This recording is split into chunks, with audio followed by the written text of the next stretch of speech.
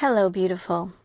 My name is Becky Shapiro. I am a psychic healing coach and a soul compass. I guide women on their spiritual path, helping them to connect to their intuition and navigate their healing journey. Before I get started with today's message, let's get you out of your mind. Okay, most likely that's where you're at. So I want you to bring your energy from your head down into your heart space, however you want to do that. You might place your hands on your heart. Take a few deep breaths. We're going to listen and feel from our heart space. All right, so everyone's spiritual journey and path is unique. We know this, right?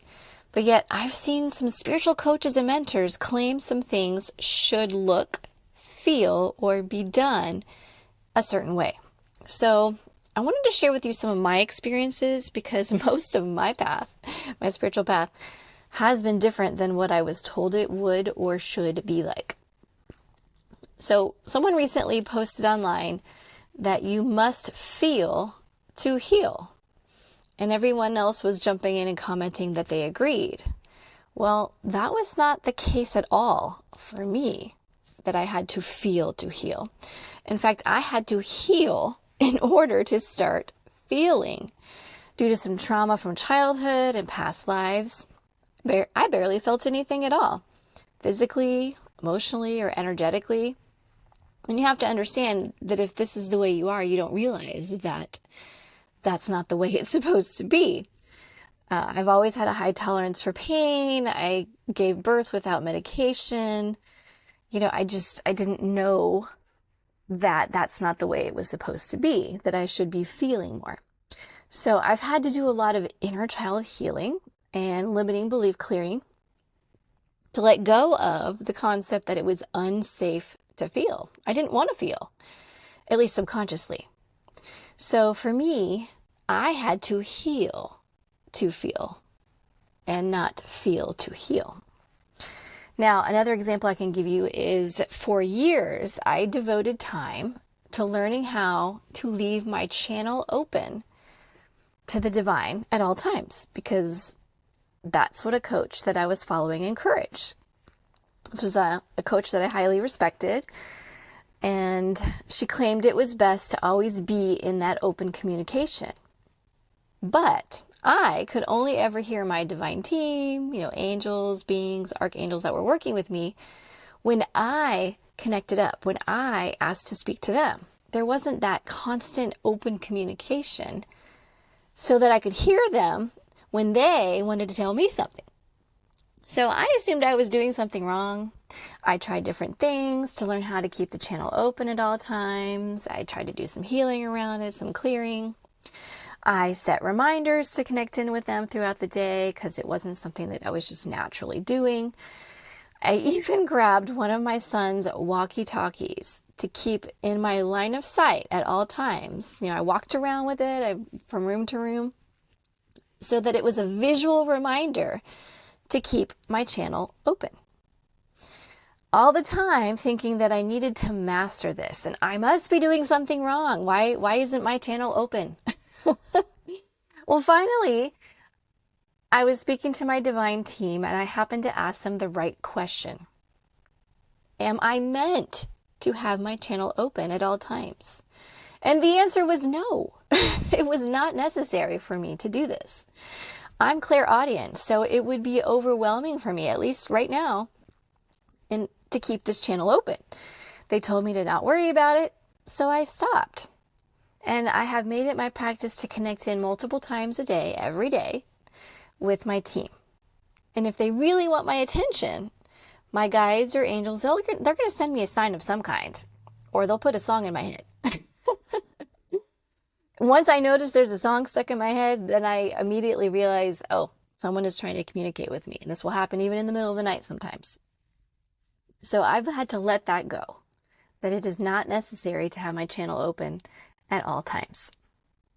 I've also heard someone say, you can't speak to God. We don't vibrate at a high enough frequency.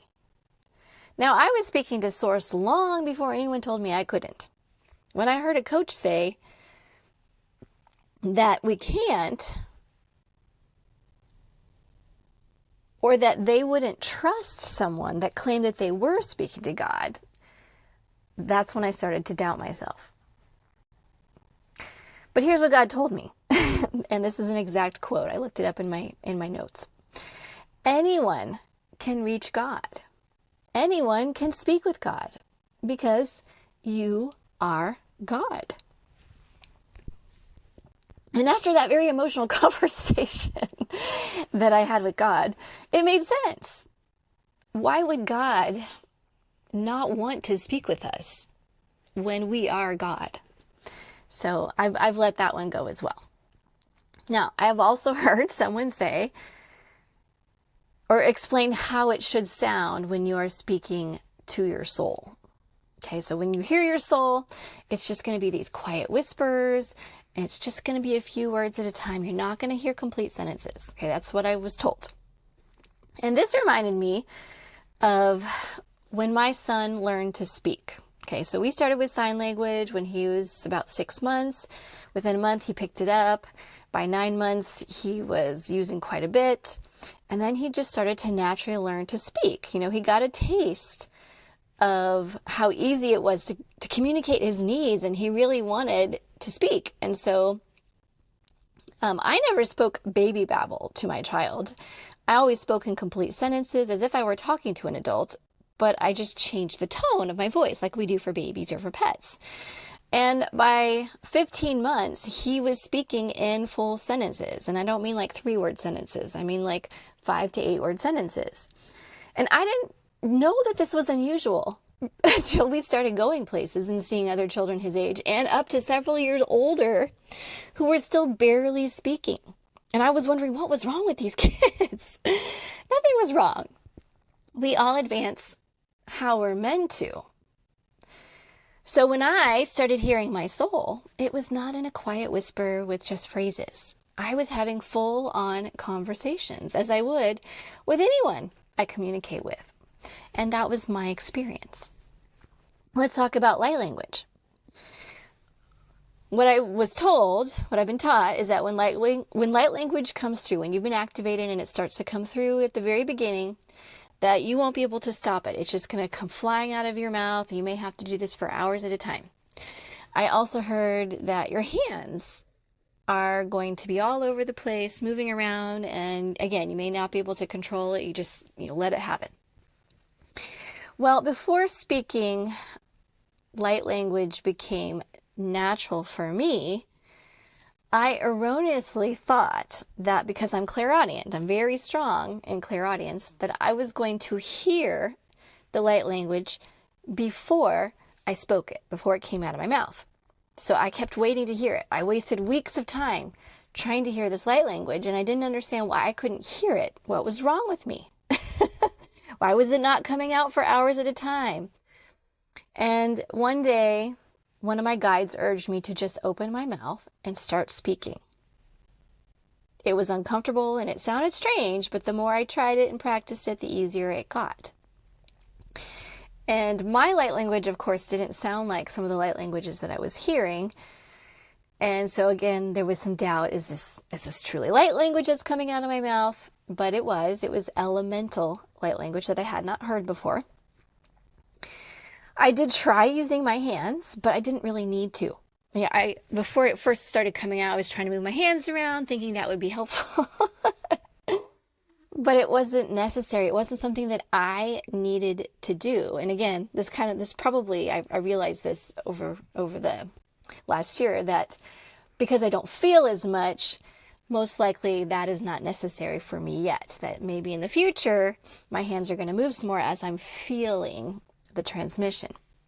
Now, I will sometimes move my hands deliberately while I am speaking light language, as I feel it helps guide and makes the transmission coming through a little bit more powerful when I record it. I do create recordings for my online Spiritual Compass program to help the students inside, to heal certain issues and blocks. And so sometimes moving my body a little bit and my hands, I feel like it's making it a more powerful healing. Now, I never did experience light language wanting to come through for hours and not being able to stop it.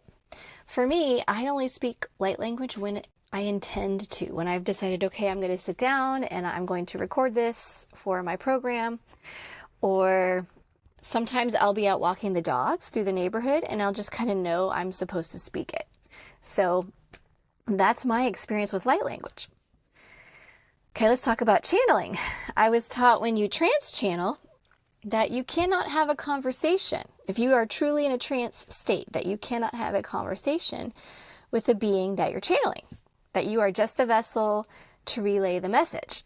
So again, I thought I was doing it wrong. I didn't think I was deep enough in for it to be considered a trance channeling, since I was able to have a conversation with the high dimensional being that was speaking. I'm a very inquisitive person, so sometimes things are said that I either want to ask a question about or want to expand on more. And so I was asking questions, which I was told I should not be able to do. But I did discover over time that I was doing it right. My divine team assured me that I was. I happen to have the ability to work with and hold very large energies. I can channel anything and have a conversation while I'm doing it. So this is my norm. Now, I didn't share all of this with you to brag about what I can do. I shared it with you because I need you to know that your spiritual journey is unique.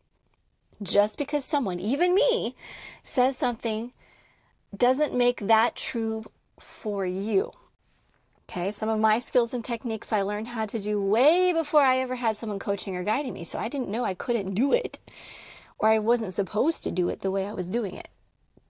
But with some of the latter abilities that I've tapped into, more recently, with the mentoring that I've been receiving, doubt has surfaced multiple times that I wasn't really doing what I thought I was doing. Was I really not speaking to my soul for the last couple years since I've been having full conversations? Was I just making it all up? Have I really been talking to Source? Have I ever even trance channeled? Yes, yes, and yes. Remember, in a previous podcast episode, I discussed how we can all have a different truth. So these coaches and mentors that I've been speaking about, they truly believe the things have to be done a certain way, the way that they teach it, because that's what they've been taught by their divine team. This is the way to do it. I've had enough experiences now to know that just because their way works for them doesn't mean it will work for me and everyone else. My way is usually different. It doesn't make it wrong. But until I figured that out, I allowed those other coaches to create doubt in me about what I could do or how I could do it, which is, of course, a lesson that I needed to go through.